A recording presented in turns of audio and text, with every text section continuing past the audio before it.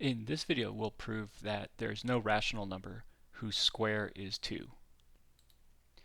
So we're going to prove that there's no rational number whose square is 2.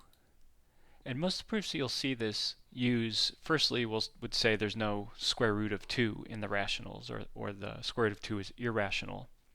But we don't yet have square root. We don't have square root in this course yet, and we haven't talked about the reals, so it's tough to talk about the irrational numbers. And secondly, most proofs that you'll see use the fundamental theorem of arithmetic, which states that every integer has a unique prime factorization. And that makes for a pretty short proof. Our proof's not going to use that because we don't prove the fundamental theorem of arithmetic in this course.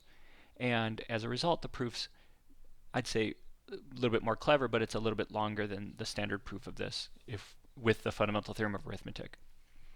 But it's a good proof, it's a good technique. It's a proof by contradiction that uses the well-ordering principle.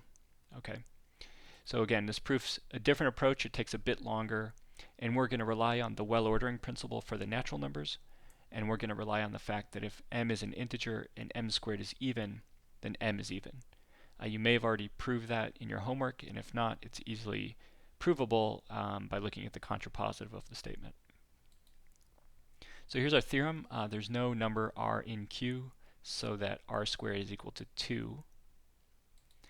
So to begin the proof, let's assume by way of contradiction that there is such a number. So let's suppose we have an r in the rationals so that r squared is equal to 2. Well, the first thing we know is that since r is a rational number, we can write r as I over j, where I is an integer and j is a natural number.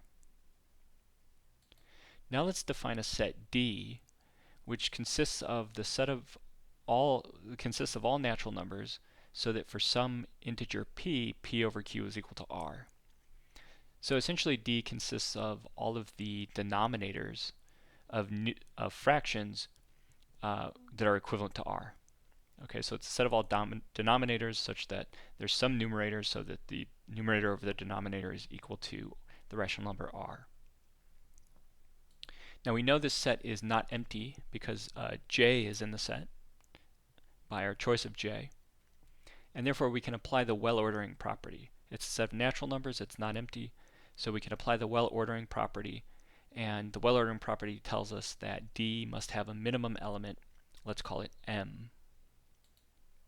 Okay, so m is an element of D, and we know that if k is any element of D, then m is less than or equal to k. Now, since m is an element of D, well, that tells us that there's a numerator to match. So remember, D is a set of denominators of fractions that are equal to r. So m is such a denominator, and that means we have a numerator to match. Let's call that numerator n, so that we can, n is an integer, and we can write r as n over m.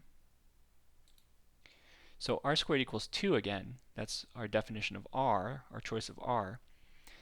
So that means n over m squared is 2 over 1, and n over m quantity squared, of course, is n squared over m squared.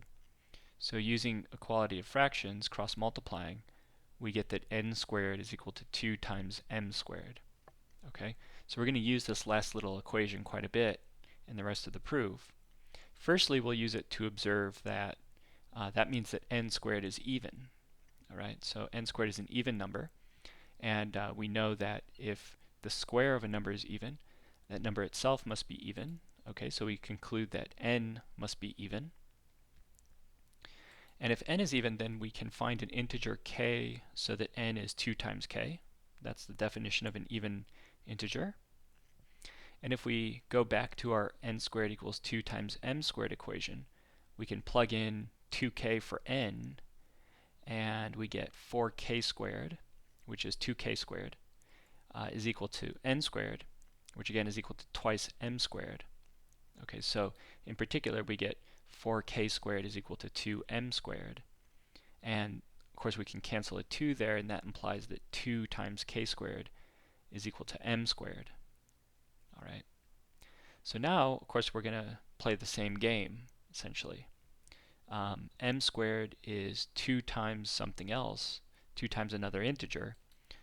So we know that m squared must be even. Okay, by definition, m squared is even, and therefore m is even.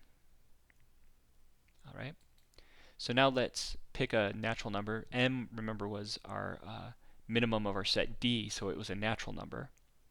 And so if m is even, that means we can find a natural number. Let's call it g, so that m is 2 times g. Okay, then we go back to our definition of r. Well, r is n over m. N, we said, was 2k in the previous slide, and m, we're saying now, is 2g. So r is equal to k over g. All right. Now g is a natural number, and it's a denominator of a fraction that's equal to r. So g is an element of d, by definition of what d was. Of course, m is the minimum element of d, so m is less than or equal to g. But on the other hand, of course, m is equal to 2g. So we get 2g is less than or equal to g. That tells us, using our cancellation property for multiplication, that 2 is less than or equal to 1, and of course that is a contradiction. So our original assumption that there is a rational number whose square is 2 must be false. And so we conclude that there is no rational number r such that r squared equals 2. So that's the end of our proof and the end of this video. Thanks for listening.